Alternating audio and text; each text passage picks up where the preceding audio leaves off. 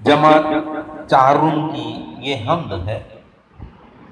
یہ چمن میں صبا کی روانی، سبز پودوں کی یہ نوجوانی، سرخ پھولوں کی یہ شادمانی، بلبلوں کی یہ شیریں بیانی، سب خدا ہی کی ہے مہربانی۔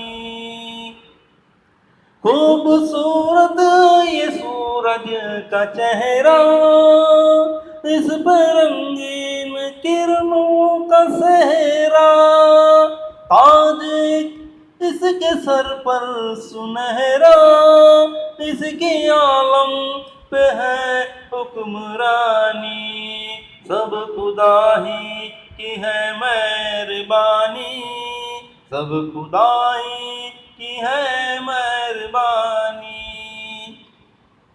کالی کالی گھٹاؤں کی یورش، آسماں سے زمینوں پہ بارش، باغ پر تازگی کی تراویش، اس پہ انسان کی باغبانی، سب خدا ہی کی ہے مہربانی، سب خدا ہی کی ہے مہربانی۔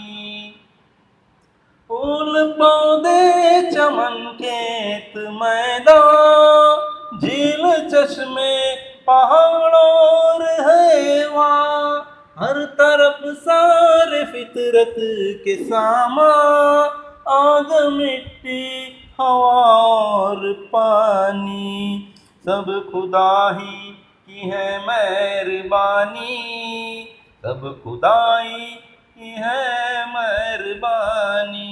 السلام علیکم۔